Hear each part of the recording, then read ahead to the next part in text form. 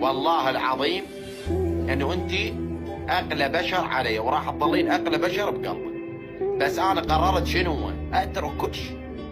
اول شغله اتركها انت، وراها اترك كل شيء اسمه، واروح اهيج على صوابيط وجهي، اهيج وين عند الله قال، اختفي من الدنيا كلها.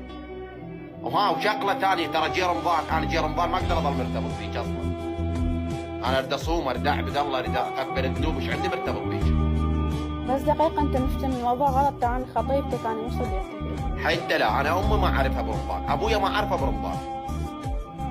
والله أنا رجال أريد شو اسمه، أريد أغفر الذنوب. أنا ايش عندي مرتبط فيك ترى ما يصير. ليش أنا بالنسبة لك ذنوب؟